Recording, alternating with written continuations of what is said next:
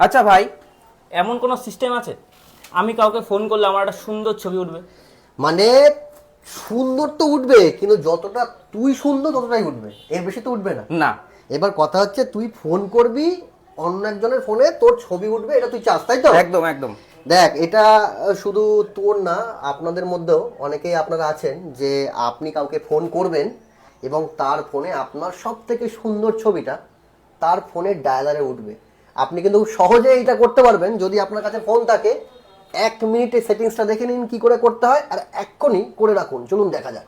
দেখুন, তার জন্য আপনি চলে যাবেন আপনার ফোনের এই যে ডায়ালার আছে, এই ডায়ালারে চলে যাবেন।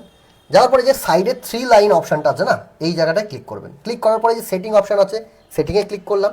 এইখান থেকে নিচের দিকে চলে যাবেন, কলিং কার্ড বলে একটা অপশান পাবেন, এইখানটায় ক্লিক করবেন। ক্লিক করার পরে সবার প্রথম যে অপশানটা আছে ক্রিয়েট, এইখানে ক্লিক করবেন।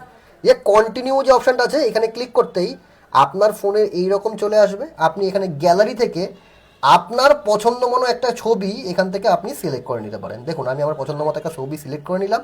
এইভাবে খুব সহজেই আপনি চাইলেও আপনার পছন্দের ছবিটা এইখানে সেট করে নিতে পারেন। তাহলে আর কি, ফোন করবেন, আপনার একটা সুন্দর ছবি আপনার পছন্দের মানুষের ফোনে চলে যাবে।